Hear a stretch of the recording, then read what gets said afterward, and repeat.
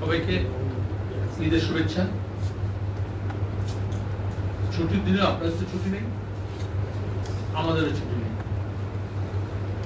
অবশ্য এবারের ঈদ খুব আনন্দ ঘন মধুর ভাবে উদযাপিত হচ্ছে। এক প্যালেস্টাইনে শিশু, মহিলা, অসহায় মানুষ তার মৃত্যুর মিছিল মার্কিন সাম্রাজ্যবাদের মদতপুষ্ট হয়ে ইসরায়েল জায়নবাদী কায়দায় যেভাবে ওখানে গাজায় প্যালেস্টিনীয়দের নিশ্চিহ্ন করতে নেমেছে, তার প্রতিবাদ হচ্ছে সর্বত্র, এবং সেই বাতাবরণের মধ্যেই ঈদের উৎসব এসছে। আর ঈদের প্রাক মুহূর্তে মিয়ানমার, থাইল্যান্ড, দক্ষিণ পূর্ব এশিয়া আমাদের প্রতিবেশী, সেখানে যে ভয়াবহ ভূমিকম্প হয়েছে, সেখানে অসংখ্য মানুষের জীবনহানি ঘটেছে, এবং যারা বেঁচে আছেন অসংখ্য তারা শারীরিকভাবে আহত এবং ভীষণভাবে ক্ষতিগ্রস্ত। তাদের বাসস্থান, অন্যান্য যা সামগ্রী জীবন সাধনে তার ক্ষতির সম্মুখীন হয়েছে। আমরা তাদের সবার প্রতি সমবেদনা। আমাদের রাজ্যেও, আমাদের দেশেও ঈদ সাধারণত মিলন উৎসব, কিন্তু তার প্রাক্কালে যেভাবে উত্তর ভারতে একই কায়দায় আমাদের রাজ্যে বিশেষত মালদা, মুর্শিদাবাদ এবং আরো কয়েকটি জায়গায় পরিকল্পিতভাবে রাজ্য সরকারের পূর্ণ সম্মতিতে যেভাবে দাঙ্গা হাঙ্গামার পরিবেশ তৈরি হয়েছে এবং দাঙ্গা হাঙ্গামা সংঘটিত হয়েছে, মালদা মুর্শিদাবাদের বিস্তীর্ণ অঞ্চলে মানুষ আশঙ্কার মধ্যে উৎসবের সম্মুখীন হয়েছে। এ রাজ্যে এরকম পরিবেশ কখনো ছিল না। আর যেহেতু এক সপ্তাহের মধ্যে এখন নবরাত্রি চলছে, রামনবমী হবে, আর রামনবমী আসলে আমরা দেখবো বিজেপি তৃণমূল কিভাবে এক কাট্টা হয়ে যায় আরএসএস পতাকা তলে। মানুষের ধর্মবিশ্বাস, ধর্মীয় উৎসবকে কাজে লাগিয়ে এমএলএ, এমপি, মন্ত্রী, কাউন্সিলর, মুখ্যমন্ত্রী, প্রধানমন্ত্রী কোনো তফাৎ থাকে না, রেশারেশি লেগে যায় আপাত দৃষ্টিতে, কিন্তু আসলে একে অপরের পরিপূরক ভূমিকা পালন করেন। ধর্মীয় আবেগকে ব্যবহার করে হিংসা, ঘৃণা ছড়ানোর কাজে নির্লজ্জভাবে আমাদের মুখ্যমন্ত্রী গতবারে যখন রিসায় হয়েছে রামনবমীকে কেন্দ্র করে, শিবপুরে হয়েছে, তাকে ডিফেন্ড করেছে। কোনো ব্যবস্থা নেওয়া হয়নি পরে পুলিশের তরফ থেকে। কারা হিংসা ছড়ালো, কারা দাঙ্গা সংগঠিত করলো। আর এখন তিনি বলছেন ঈদের নামাজে উপস্থিত হয়ে বামেদের মধ্যে সরব করছেন, কারণ আরএসএস এর খেয়ে পড়ে বড় হয়েছেন, আরএসএস এর মদতে রাজনীতি করছেন, আরএসএস এর ইচ্ছার উপর দাঁড়িয়ে পিসি ভাইপোর এখন এত ইতরামি, আর সেই জন্য দাঁড়িয়ে এই ধরনের সময় তার ভূমিকা হয়ে যায় আরএসএস এর রাজনীতির পরিপূরক। প্রধানমন্ত্রী গিয়েছেন নাগপুরে আরএসএস হেডকোয়ার্টারে, আর আরএসএস প্রধান এসেছিলেন পশ্চিমবঙ্গে। তারপর থেকেই 26-এর নির্বাচনের নীল নকশা তৈরি হয়েছে। নীল, সাদা আর গেরুয়ার দল তারা একটা হয়েছে 26-এর নির্বাচনকে ধর্মীয় আবেগে মুড়িয়ে বাংলার রাজনীতি, সংস্কৃতি, শিল্প, সাহিত্য, শিক্ষা, শান্তি, সম্প্রীতি সবটাকে নষ্ট করতে চায়। এজন্য সাধারণের কাছে আবেদন, ওই ধর্মীয় উৎসবের আঙিনায় রাজনৈতিক মতলবে পুষ্ট বক্তৃতা দ্বারা মানুষ প্রভাবিত হবে না। ধর্ম যে যা নিজের আচরণ করছেন, পালন করছেন, করবেন, তাতে কোনো বিরোধ নেই। যারা ধার্মিক মানুষ আছেন তাদেরকে এটা দেখতে হবে, তাদের ধর্মের আসন, ধর্মের ব্যাসন, ধর্মের অনুষ্ঠানকে সংকীর্ণ রাজনীতির স্বার্থে কারা ব্যবহার করছেন। আর সেই মুখ্যমন্ত্রী আবার বলছেন ধর্মের নামে তারা কি করছে সবাই জানে। ওই রেড রোডে দুর্গা কার্নিভাল থেকে ঈদের নামাজ উনি হাইজ্যাক করেন ধর্মকে। আমি ধর্মীয় মানুষের কাছে আবেদন করব, নিজের ধর্মকে হাইজ্যাক করতে দেবেন না। আমরা বৃন্দাবনকে দেখেছি, আমরা আরএসকে দেখছি, আমরা বাংলাদেশে দেখছি, আমরা আফগানিস্তান দেখেছি। ধর্মের আসন যখন হাইজ্যাক হয়ে যায় সংকীর্ণ রাজনৈতিক স্বার্থে, তার কি পরিণতি হয়। খুবই সচেতন ভাবে, সতর্ক ভাবে বাম কর্মীরা আগামী এক সপ্তাহ পাহারাদারের ভূমিকা পালন করবে। যেরকম দোলের সময় জুম্মার নামাজের দিনেও কোন রকমের অশান্তি হতে দেওয়া হয়নি। দু একটা খুচরো ঘটনা ঘটেছে মালদা মুর্শিদাবাদে, এখনো গত কয়েকদিন ঘটেছে পুলিশ নির্বিকা। একটা বড় অংশের পুলিশ আছে, তারা চেষ্টা করছে, কিন্তু দাঙ্গাবাজদের আটকাতে পুলিশকে দেখা যায় না। আর যখন উত্তরকন্যা অভিযানে যুবরা নেমেছেন, তখন জমায়েত ফেরত মানুষের উপর ঝাঁপিয়ে পড়েছে ওই পুলিশ। দাঙ্গাবাজদের ধরার সময় দেখা যায় না। ধুলাগড় থেকে বসিরহাট, আসানসোল, রানীগঞ্জ, কোন দাঙ্গায় কোন কমিশন হয়নি। মুখ্যমন্ত্রীর দল কমিশন খেয়েছে, কিন্তু কেন দাঙ্গা হয়, কে করলো, কারা দোষী, কারা দায়ী, মানুষ খুন হয়ে গেল, তার কোনো তদন্ত হয়নি। আর এখন উনি বড় বড় কথা বলছেন। এতদিন পরে এখন রেজওয়ানুর কথা মনে পড়েছে, সামনের বছর ভোট আছে বলে। একদিন মনে ছিল না। মানুষ এসব চালাকি ধরে ফেলেছে, আর এই জন্য যেখানে তিনি যাচ্ছেন প্রতিবাদ হচ্ছে। আর সে প্রতিবাদী মানুষকেও কটাক্ষ করছেন। কিন্তু আসলে মানুষের সামনে সত্যটা ক্রমাগত প্রকাশ হচ্ছে এবং ওনার বুঝুকি ধরা হচ্ছে। আমি আবেদন করব, এক কঠিন পরীক্ষার সামনে আমাদের বাংলার মানুষ, গোটা দেশে গুজরাট, মধ্যপ্রদেশ, রাজস্থান, উত্তরপ্রদেশ, মহারাষ্ট্র, গত ৩-৪ দশক ধরে যে কাণ্ড ঘটেছে, যার পরিণতিতে আজকে বিজেপি তার মাসল ফ্লেক্সিং করছে।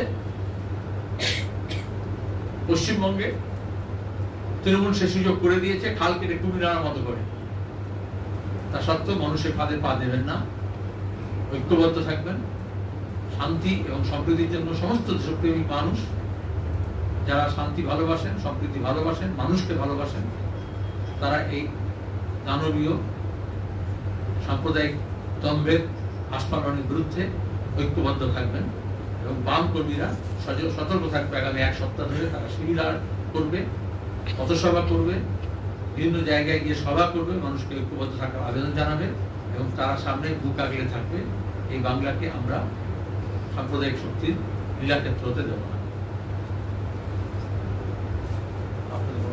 সেলিমদা আজকেও মঞ্চে দাঁড়িয়ে যখন বলছিলেন ঈদের নামাজের সময়, তখন উনি একদম নাম করেই বলছেন যে রাম এবং বাম এরা দুজনে এক হয়ে, এমনকি লন্ডনের ঘটনাকেও জুড়ে দিয়েছেন এবং রাজ্যে বা দেশের স্তরেও খুব স্পেসিফিক নাম নিয়ে বলছেন বারবার। কি বলবেন? উনি যে দলবল নিয়ে গিয়েছিলেন তামাশা করতে এবং রাজ্যের মানুষের মাথা হেট করতে, মিথ্যাচার করতে, সেখানে টিকিট কেটে যখন জেল খাটা আসামি নিয়ে গেছিলেন, সেরকম হিন্দু হিন্দু করে এমন লোককেও নিয়ে গিয়েছিলেন। আসলে এখন ধরা পড়ে গেছে। সেখানকার ছাত্র বিক্ষোভের সামনে যখন এই সমস্ত চেহারা উলঙ্গ হয়ে গেছে, তখন তিনি আবার একটা মিথ্যাচার করছেন। সিপিআইএম কে, বামপন্থীদেরকে কাউকে টিকিট কেটে লন্ডনে পাঠাতে হয় না। স্বাধীনতার আগে, স্বাধীনতার পরে, যে কোনো গিভেন টাইমে বাংলার ভালো ছাত্র সবসময় বিদেশে ওই সমস্ত প্রতিষ্ঠানগুলোতে ছাত্র হিসেবে যায়, ছাত্রী হিসেবে যায় এবং থাকে। জ্যোতি বসু লন্ডন মজলিসের সময়, কারণ আজকে মমতা ব্যানার্জি যিনি ইংরেজের দালালি করছেন, ওখানে গিয়ে দালালি করেছেন, প্রকাশ্যে স্বীকার করেছেন। ঠিক আরএসএস এর ভাষায়, আরএসএস যেভাবে ইংরেজের দালালি করেছে এবং সাম্রাজ্যবাদী শাসনকে পরিবার দেখায়, তিনিও তাই করেছেন। তখন জ্যোতি বসু লন্ডন মজলিস করে অন্যান্য বামপন্থীদের সঙ্গে ওখানকার ছাত্রদের সংগঠিত করছিলেন ব্রিটিশ সাম্রাজ্যবাদের বিরুদ্ধে। সেই ধারা এখনো চলেছে। সাম্রাজ্যবাদের দালালি কে যেখানে করবে, সে আরএসএস হোক আর তৃণমূল হোক, তার বিরুদ্ধে আমরা সোচ্চার থাকবো। বলেছেন যখন সময় আসবে উচিত শিক্ষা দিতে হবে। আবার অভিষেক বন্দ্যোপাধ্যায় বলেছেন যে এই ধর্মীয় রাজনীতি করার ফলে 18 থেকে কমে 12 হয়েছে, যত বেশি এরকম করবে তত। প্রথমত ধর্মীয় মঞ্চে তাদের বক্তৃতাকে আমি অস্বীকার করি। ঈদের নামাজে কোনো মঞ্চ হয় না, যে ইমাম সাহেব নামাজ পড়ান তিনিও ফ্ল্যাট মাটিতে দাঁড়িয়ে সমতলে এসে নামাজকে নেতৃত্ব দেন, এটা ইসলামিক কালচার। সেখানে অভিষেক মঞ্চ থেকে কি করে বলবে মঞ্চটা এলো থেকে?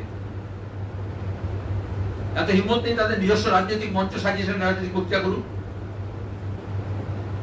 ধর্মীয় মঞ্চে প্রধানমন্ত্রী হন আর মুখ্যমন্ত্রী হন, চোর জোচ্চোর হোক, জেলখাটা আসামি হোক, ধান্দাবাজ হোক আর দুর্নীতিবাজ হোক, ধর্মের মঞ্চে গেলেই মহান হয়ে যায় না, বরঞ্চ ধর্মের মঞ্চটাই কালিমা লিপ্ত হয়।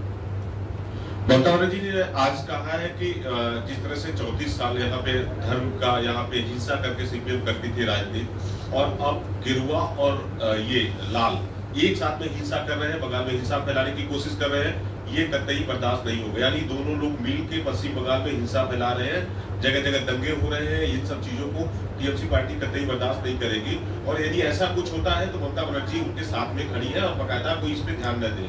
क्या कहेंगे इसमें? वो तो संघ परिवार से पैसा लेकर उनके ब्लूप्रिंट के अनुसार लाल झंडे की ताकत को बंगाल में समाप्त करने के लिए माओवादियों को लिया करके यहाँ खून खराबा किए, लाशों का बौछार किए। उसके बाद दाम्भिक रूप से घोषणा की कि यहाँ पे कोई लाल झंडा है ही नहीं, सब समाप्त हो गया। अभी वो कहां से लाल झंडा देख रही है? जिसे दूरबीन से देख रहे थे। और पूरे देश की राजनीति जानते हैं लोग, पूरे विश्व की राजनीति जानते हैं लोग, फांसीवाद के विरोध में कौन लड़ते हैं, आखिर दम तक कौन लड़ते हैं? लाल झंडा वाली ताकत, चाहे हिटलर हो, चाहे मुसोलिनी हो, चाहे यहाँ हमारे राज्य में, हमारे देश में संघ परिवार जो फांसीवादी कायदे से लोगों के लोकतांत्रिक अधिकार को दमन कर रहे हैं, एकता को तोड़ रहे हैं, और जो मुस्लिम अल्पसंख्यक समुदाय है उनको दूसरे दर्जे के नागरिक बना रहे हैं, उसमें बीजेपी और तृणमूल दोनों एक साथ है। और हम लाल झंडा वाली ताकत तमाम देश प्रेमी शक्ति को लेकर के उसके मुकाबला कर रहे हैं, ये सब जानते हैं। और उसको आड़ देने के लिए ममता बनर्जी ये झूठ का आमदनी की है। রামনবমীতে শহরে 100-র বেশি কর্মসূচি রয়েছে বিজেপি, শুধু তাই নয় অস্ত্র পূজাও করা হবে। সত্যি কথা বলছো না, 100-র বেশি কর্মসূচি বিজেপির নয়, 50-50 আছে, কিছু বিজেপির আছে, কিছু তৃণমূলের আছে। সত্যি কথাটা সত্যি করে বলতে হয়। অস্ত্র পূজাও করা হবে বলা হচ্ছে, যেখানে হাইকোর্টের একদম 12। আমি শুধু দেখতে চাই কবে মমতা ব্যানার্জি সেই অস্ত্র পুজো সামিল হবে।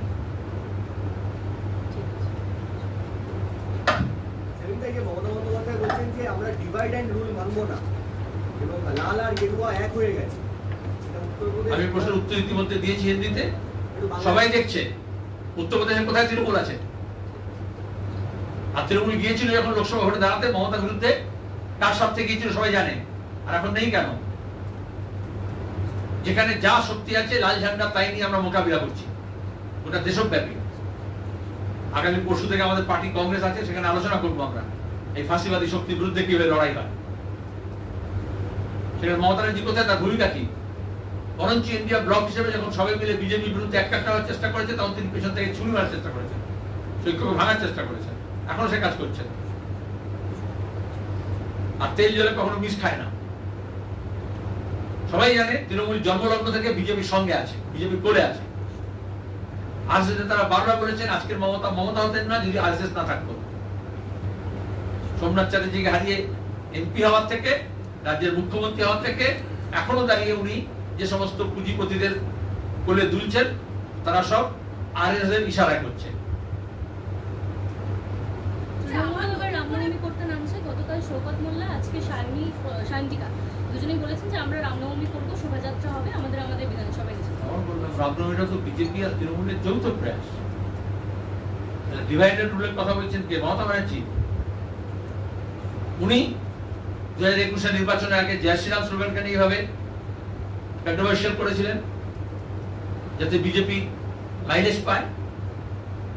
আর এখনো দাঁড়িয়ে রামনবমীকে কেন্দ্র করে যে কোনো জায়গায় তুমি যাও, এখান থেকে ভাটপাড়া, হুগলি, শিল্পাঞ্চলগুলোতে দেখবে বিজেপি আর তৃণমূলের পোস্টার শোভা পাচ্ছে রামনবমীকে ঘিরে একসাথে, যৌথ কর্মসূচি। রামকে নিয়ে ওরা টানাটানি করছে। মমতা বন্দ্যোপাধ্যায় আজকে বক্তব্য রাখতে গিয়ে বললেন, আমি রামকৃষ্ণ, বিবেকানন্দ এদের ধর্ম মানি, আমি শুভেন্দু অধিকারী মানে জুমলাবাজদের তৈরি করা হিন্দুত্ব ধর্মকে মানি। ওই শুভেন্দু অধিকারী ওনারই শিষ্য ছিল। সেখানে একটা টার্ম ইউজ করেছেন গন্দা ধর্ম মানি। এবার সেটা বিজেপি পোস্ট করে লিখছে যে কোন ধর্ম গন্দা ধর্ম, মানে এই যে উনি এই জন্যই বলেছেন যাতে তুমি বিজেপি আর তৃণমূল নিয়ে প্রশ্ন করো, এভাবে উনি লিফট দেন যে কেউ পাত্তা দিচ্ছে না, তিনি তাদেরকে পাত্তা দিচ্ছেন, যাতে এটা আলোচনার মধ্যে আসে। লড়াইটা সরাসরি হচ্ছে মানুষের রুটি রুজি নিয়ে, বেকারি নিয়ে, বেকার ছেলেমেয়েদের কাজ নিয়ে, চাকরি যারা নিলাম করেছে সেই দুর্নীতিবাজদের বিরুদ্ধে লড়াই, মানুষের খাদ্য, বস্ত্র, বাসস্থান, রাস্তাঘাট, ঘর বাড়ি, বিদ্যুৎ, শিক্ষা, লড়াইটা সেই নিয়ে। বিজেপি আর তৃণমূল দুজনে এটাকে নামিয়ে দিচ্ছে হিন্দু মুসলমান মন্দির মসজিদের নাম করে। আমরা তার বিরুদ্ধে লড়াই করছি, আর সেখানে বিজেপি আর তৃণমূল এক আসনে আছে। রামনবমী নিয়ে এবারে হুঁশিয়ারি দিতে দেখা গেল ফালাকাটার বিজেপি বিধায়ককে, এবং তিনি সেখানে বলছেন যে রামনবমীতে কেউ বাধা দিতে এলে সনাতনী হিন্দুরাও রুখে দেবে, তাদের দুর্বল হওয়ার কোনো কারণ নেই। এগুলো তো আরএসএস এর স্ক্রিপ্ট, ক্রমাগত সুর চড়ায়, এবং কে কাকে বাধা দেবে? ধর্ম তো সবাই উদযাপন করতে পারে, কিন্তু সেই ধর্মীয় মিছিলটা মসজিদের সামনে গিয়ে নাচানাচি না করলেই হলো। সে মহরমের মিছিল মন্দিরের সামনে গিয়ে নাচানাচি কেন করবে? আর রামনবমীর মিছিল মসজিদের সামনে যাবে কেন? রাম মন্দিরে যা, যদি রাম মন্দির থাকে, অন্য মন্দিরে যা, নদীর ধারে যা, মাঠে ময়দানে যা। রামলীলা হতো, সারা জীবন আমরা শুনে এসেছি রামলীলা হয়, তার জন্য আলাদা ময়দান আছে, রামলীলা ময়দান এই কলকাতায় আছে, আমাদের এখান থেকে কয়েকশো মিটার দূরে আছে। সব ধর্মের নিজস্ব লীলা ক্ষেত্র আছে, সেখানে যখন অন্য ধর্মের মধ্যে ঢোকে তখনই খেলাটা বিলা হয়ে যায়। আর হুঁশিয়ারি দেওয়া মানে কি? আসলে একটা হিংসার চাষ হচ্ছে, ঘৃণার চাষ হচ্ছে।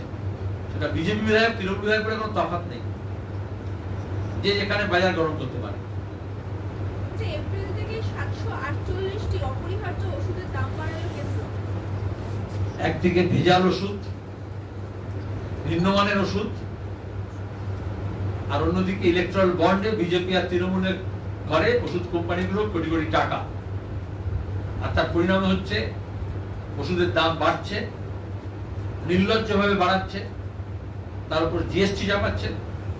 তারপরে বাজারে গিয়ে যে ওষুধ আমরা কিনছি সেটা আসল না নকল বোঝা যাবে না।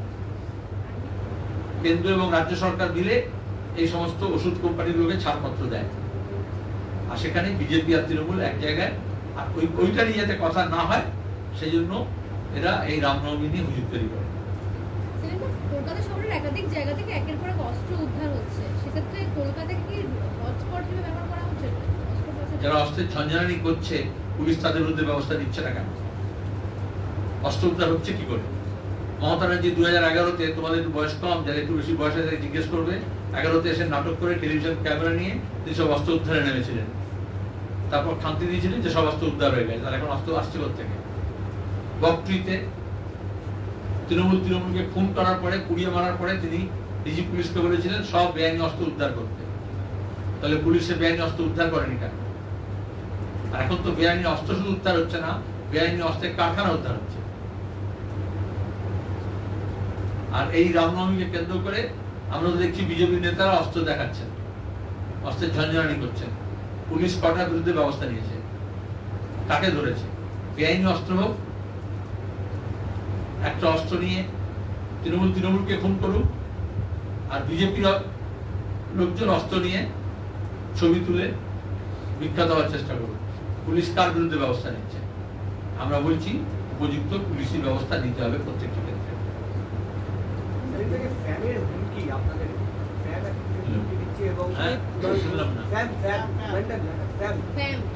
তৃণমূলের একটা আইটি সেল আর কি বলতে হবে তো কিসে ফেম হলো, সে তো ফ্যানটা বুঝতে হবে।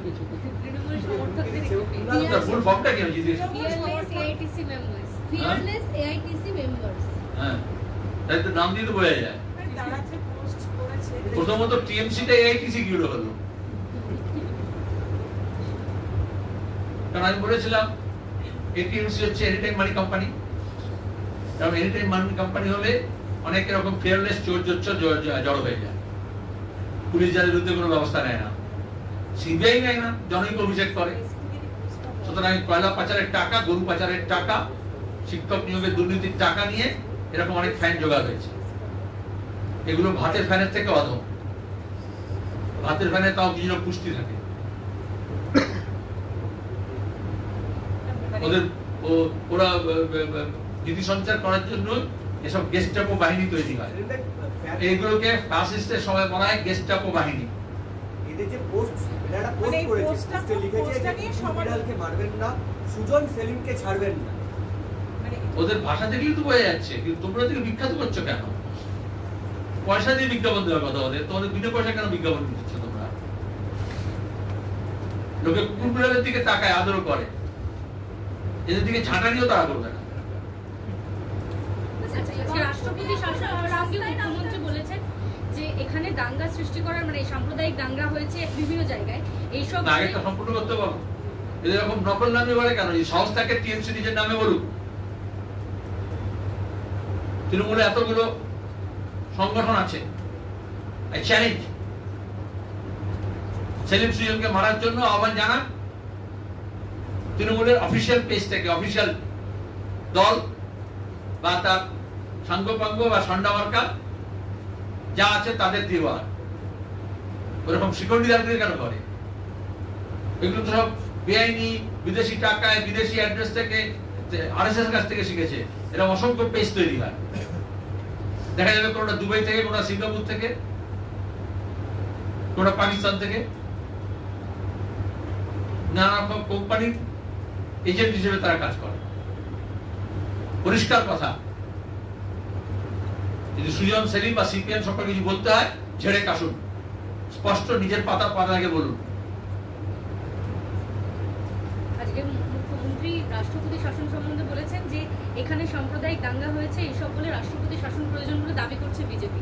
মণিপুরে কি হয়েছে, উত্তরপ্রদেশে কি হয়েছে, ঈদ একটা খুশির দিন, সেই দিন কে কি খাবে, কে কি পড়বে, সেই বিষয়েও তারা বাধা নিষেধ এনেছে। এটাই তো আমাদের দুর্ভাগ্য। কেন আমাদের মুখ্যমন্ত্রীকে মণিপুরের সঙ্গে বাংলাকে কম্পেয়ার করতে হচ্ছে? কোনদিন করতে হয়েছে? কেন আজকে পশ্চিমবঙ্গকে উত্তরপ্রদেশ আর মণিপুরের সঙ্গে তুলনা করা হচ্ছে? আর কেন মমতা ব্যানার্জি সেই তুলনা টানছেন? আগে বামফ্রন্টের আমলে এদেশের এগিয়ে থাকা শিক্ষায়, শিল্প স্থাপনে, বিনিয়োগে, স্বাস্থ্যে, হিউম্যান ডেভেলপমেন্ট ইন্ডেক্সে যে তিনটে রাজ্য এগিয়ে থাকতো, তাদের সঙ্গে পশ্চিমবঙ্গের তুলনা হতো। এখন কোন শিক্ষায়, ড্রপ আউটসে, বাল্য বিবাহে, আইন শৃঙ্খলা অবনতিতে, ধর্ষণে, খুনে, দাঙ্গায় যে কোনো রাজ্য এগিয়ে আছে, তার সঙ্গে বিজেপি হোক বা তৃণমূল এই রাজ্যকে তুলনা করে। এটাই তো মমতা ব্যানার্জির শাসন অপশাসনের ফল। আমরা তো এটারই বিরুদ্ধে, যাতে পশ্চিমবঙ্গ আবার তার গর্বের জায়গায় ফিরে আসুক, শান্তি শৃঙ্খলা স্থাপিত হোক, মেয়েদের মর্যাদা থাকুক, সেখানে ধর্ষণ মুক্ত রাজ্য হোক, এবং তার সঙ্গে দাঁড়িয়ে অপরাধীরা শাস্তি পাক, আর এই সমস্ত দুর্নীতি মুক্ত, সাম্প্রদায়িকতা মুক্ত সমাজ যাতে আমরা গড়ে তুলতে পারি। এটাই তো লাল ঝান্ডার লড়াই, সেটাই তো আমরা অনেকটা এগিয়েছিলাম। আবার বিজেপি তৃণমূল বলে সেখান থেকে তো রাজ্যটাকে টেনে হিসেবে নিচে নামালো। মমতা ব্যানার্জি এসব বলে আরো বেশি নামানোর প্রতিযোগিতায় নেমেছে। মমতা বন্দ্যোপাধ্যায়ের সম্মানকে রক্ষা করতে এখন দেবাংশুকে পোস্ট করতে হচ্ছে, যে দেবাংশু পোস্ট করে বলছেন যে অক্সফোর্ড কাণ্ড নিয়ে, যে যখন তৃণমূল নেত্রীকে কেউ আক্রমণ করছেন তখন মুখ খুলুন আপনারাও। দলের অন্যান্য নেতা মন্ত্রীদের বলছেন দেবাংশুর মতো করে বলেছে। এরপর আরো কিছু লোকজন আছে, তারা বলবে চাপকে লাল করে দেবো যদি তোমরা মুখ না করো। কারণ মমতা ব্যানার্জির জন্য মুখ খোলানোর জন্য এখন এরকম ভাড়াটে লোকজন দরকার হচ্ছে, ভাড়াটে অ্যাকাউন্ট দরকার হচ্ছে। दादा अभी आपने कहा कि रामनवमी में जो पहरेदारी वाली बात कही, थोड़ा इसको हिंदी में थोड़ा बोले कि आप पहरेदारी और कब से कब तक ये कार्यक्रम, और दूसरा सवाल है कि धार्मिक अनुष्ठान में जाकर पॉलिटिकल बयान देना कितना सही है, खासकर तब जब राहत इंदौरी साहब की एक कविता वहाँ पर सुनाई गई है कि हिंदुस्तान किसी के बाप का नहीं है। ये कविता वहाँ अभिषेक बनर्जी ने सुनाई है। मैं ये सब 2 नंबरी लोगों के 2 नंबरी बातों के जवाब नहीं देता हूँ। आपको नहीं मैं बोल रहा हूँ, आप इसकी बात बोल रहे हैं। ये तो राहत इंदौरी साहब की बदनसीबी है कि उनकी कविता कोई दोहराए। ऐसे लोग जो कोयले के पैसे को विदेश में अपने जो है भाड़े के अकाउंट में भेजी और सीबीआई के चार्जशीट पे बचने के लिए उनके पैर तले जाकर गिरे। तो राहत इंदौरी साहब तो सर ऊंचा करके जीने के लिए और हक के बारे में अपनी बात कही थी। ये तो हक बेचने वाले हैं।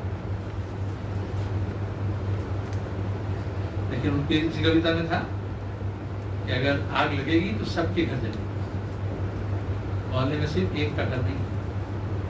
क्योंकि वो कविता पढ़े इसलिए मैं कविता सुना नहीं चाहता हूँ, वो बेहुरमती होगी। लेकिन देश में हो या विदेश में हो, सच बोलना चाहिए। देश में कुछ विदेश में कुछ बोले ये अलग बात है। সেলিমদা, কিন্তু ভোটের জন্য তৃণমূল বাংলাদেশের অনুপ্রবেশকারীদেরকে জায়গা করছে ভোটার তালিকায়, অন্যদিকে হিন্দু ভোটারদের নাম বাদ দেওয়া হচ্ছে। কে বলছে? দিলীপ ঘোষ। কে সে? পরিচয় দিয়ে বলতে একটা সম্মানীয় ব্যক্তিদেরকে আগে পিছিয়ে কিছুটা লেজ থাকে, কিছুটা বলুন, একটা বলুন, একটা কোনো একটা লেজ জানান, তবে তো আমি লেজ বিশিষ্ট বুঝবো, তবে তো সাংসদ এবং প্রাক্তন রাজ্য সভাপতি বিজেপি। তাহলে ইলেকশন কমিশন ভোটার লিস্ট তৈরি করে, নির্বাচন কমিশন ইসিআই, দিল্লির সরকার নিজের পছন্দ অনুযায়ী ইলেকশন কমিশন নিয়োগ করে। ঠিক ইলেকশন কমিশন যখন ভোটার লিস্ট তৈরি করে, রাজ্যের যে প্রশাসন আছে তাকে ব্যবহার করে। তাহলে এখন দাঁড়িয়ে সেই ভোটার লিস্ট কেন ত্রুটিপূর্ণ, তার জবাব বিজেপি এবং তৃণমূল উভয়কেই দিতে হবে। তারা নাটক করছে। আমরা শুরু থেকে বলে এসেছি ত্রুটিপূর্ণ ভোটার লিস্ট করতে হবে। আর ভোটার লিস্টে আমাদের রাজ্যে এখন বাঙালি অবাঙালি, হিন্দু মুসলমান, এ বাংলা ও বাংলা বলে মানুষকে ভাগ করার যে রাজনীতি আছে, এখন ভোটার লিস্ট ভাগ করছে। আমরা পরিষ্কার বলেছি প্রত্যেকটা প্রাপ্তবয়স্কের নাম পশ্চিমবঙ্গের ভোটার লিস্টে থাকা উচিত, এবং যারা মৃত আছে, যাদের একাধিক জায়গায় নাম আছে এবং যারা ভুতুড়ে আছে তাদের নাম বাদ দিতে হবে। এবং এই কাজটা বিজেপি তৃণমূল কেউই চায় না। রাজ্য এবং কেন্দ্র সরকার উভয়ই আজ পর্যন্ত ত্রুটিমুক্ত একটা ভোটার লিস্ট উপহার দিতে পারছে না। এই জন্য আমাদের কর্মীদের আমরা বলেছি বিভিন্ন জায়গায় বুথ ধরে সেখানে যা মিথ্যাচার আছে, সে জাত পাত ধর্ম বর্ণ নির্বিশেষে যাদের ভোটার লিস্টের নাম নেই তাদের ভোটার লিস্টের নাম তুলতে হবে। যাদের 18 বছর হয়েছে, 18 বছর ভোটাধিকারের জন্য আমরাই লড়েছি চিরকাল, আমাদেরই দাবি ছিল। আমরাই প্রথম পশ্চিমবঙ্গে 18 বছর ভোটাধিকার দিয়েছিলাম, তার কয়েক বছর পরে দিল্লিতে গোটা দেশের জন্য হয়েছে। এবং তারপরে যাদের ভোটের নাম একাধিক জায়গায় আছে সে নাম কাটতে হবে, এবং যারা মৃত আছে তাদেরকে শ্মশান এবং কবরস্থান থেকে সেই তালিকা নিয়ে ডেথ রেজিস্টার, তাকে ভোটার লিস্ট থেকে সেই নামগুলোকে শ্মশান এবং কবরস্থানে পাঠাতে হবে। এসএসসি প্রাথমিকের পর এবার মাদ্রাসাতেও দুর্নীতির ছবি। এসএসসি প্রাথমিকের পর এবার দেখা যাচ্ছে মাদ্রাসাতেও দুর্নীতির ছবি। কোথায় যাচ্ছি? আমরা প্রথম থেকেই বলেছি শিক্ষক নিয়ে যদি দুর্নীতি হয় তাহলে স্কুলে যদি হয় মাদ্রাসা হবে না, স্কুল সার্ভিস কমিশনে যদি হয় মাদ্রাসা সার্ভিস কমিশনে হবে না, স্কুল বোর্ডে যদি দুর্নীতি হয় মাদ্রাসা বোর্ডে দুর্নীতি হবে না। বরঞ্চ যেটা হয়েছে মেনলাইন মিডিয়া কখনোই মাদ্রাসার দিকে নজর দেয়নি। তাহলে মাদ্রাসায় দুর্নীতি করে যে নিয়োগ হয়েছে তার বিরুদ্ধে হাইকোর্ট থেকে সুপ্রিম কোর্ট পর্যন্ত মামলা হয়েছে। সুপ্রিম কোর্টে রায় হয়ে যাওয়ার পরেও সেটাকে মানা হয়নি। অসংখ্য মাদ্রাসা বন্ধ হচ্ছে, শিক্ষক নেই, শিক্ষক নিয়োগ নেই। আর অন্যদিকে মমতা ব্যানার্জি মাদ্রাসাগুলোকে নিয়োগ করার সুযোগ করে দিয়েছিলেন যাতে নিজের স্বজন পোষণ হয়। তারপরে সেটা কোর্টে গেছে এবং কোর্ট থেকে বলা হয়েছে না, মাদ্রাসা বোর্ডকে আবার রিক্রুটমেন্ট বোর্ডকে সার্ভিস কমিশনকে আবার পুনর্বহাল করতে হবে এবং তাদের মারফত নিয়োগ হবে। কিন্তু গত 1 দশক সময় ধরে মাদ্রাসায় এবং স্কুলে সুষ্ঠু নিয়োগ হচ্ছে না, যার ফলে স্কুল এবং মাদ্রাসাগুলো নাবিশ্বাস উঠেছে। बोले थे कि अभी आपने कहा कि पहरेदारी वाला जो कार्यक्रम है सीपीएम की तरफ से किया जाएगा 1 सप्ताह के लिए, तो ये कार्यक्रम कब से शुरू होगा, कब तक चलेगा? पूरे देश में और खासकर पूरे बंगाल में अभी से आप शुरुआत किए हुए हैं। दंगा होने के बाद जाकर के अमन की बात करने से अच्छा है अमन की स्थापना के लिए लोगों को चौकसी करना और लोगों को साथ लेकर उन्हें संबोधित करना और उनको सम्मिलित करना और लामबंद करना, वो काम हम कर रहे हैं और ये अभी से शुरू हुआ है और खास करके अप्रैल महीने का पहला सप्ताह पूरा ये काम जारी रहेगा। हर क्षेत्र में हर जगह पर हमारा जो भी शक्ति है बात करनी, वो लोगों को साथ लेकर के जो भी देश प्रेमी हैं, जो भी अमन पसंद शहरी हैं, जो हनुमान मजहब के नाम पर फसाद छेड़ने के खिलाफ है, उनको लेकर के हम एकता शिविर लगाएंगे। এই যে আপনাদের বিরুদ্ধে বারবার এই যে বিজেপির সঙ্গে যে মিক্স করে দেওয়া হচ্ছে, এতে পাবলিকের কাছে কি কোনো নেগেটিভ ইমপ্রেশন যাবে? পাবলিকের তো এই জন্য বলা হচ্ছে, পাবলিককে মিথ্যে বোঝানোর জন্য নেই। সবাই জানে তৃণমূল যখন জন্মালো বিজেপিতে গেল, এনডিএতে কে ছিল? বাজপেয়ী সরকার সময় কে ছিলেন মন্ত্রী? মমতা ব্যানার্জি ছিলেন না? আদবানি মানুষ কর্তৃক কে ছিলেন? মমতা ব্যানার্জি ছিলেন না? এই মোদির হওয়ার আগে তিনি বলেছিলেন না আদবানি প্রধানমন্ত্রী, তার কোনো আপত্তি নেই। আর এখনো তিনি ছুটে যাচ্ছেন না। আজিকর কাণ্ড হোক, কয়লা পাচার হোক, গরু পাচার হোক, চিটফান্ড কাণ্ড হোক, নারদা কাণ্ড হোক, শিক্ষক নিয়োগের দুর্নীতি হোক, তৃণমূলকে এবং নিজেকে আর নিজের পরিবারকে বাঁচানোর জন্য তিনি বিজেপির কাছে আত্মসমর্পণ করছেন না। প্রতিদিন বিজেপিকে জায়গা ছেড়ে নিচ্ছেন না রাজনীতির। আর সেই জায়গা ছাড়ার জন্যই তিনি বামের সঙ্গে কারোর নাম একসঙ্গে যুক্ত হলে সে গৌরবান্বিত হয়। তাহলে বিজেপিকে গৌরবান্বিত করার জন্য তিনি সবসময় বিজেপির নাম যখন বলেন তাকে বাম শব্দটা উচ্চারণ করেন। এটা আরএসএস এর প্রেসক্রিপশন অনুযায়ী। এতেই লোকে বোঝা যাচ্ছে যে তিনি কার রাজনীতি করছেন। ধন্যবাদ।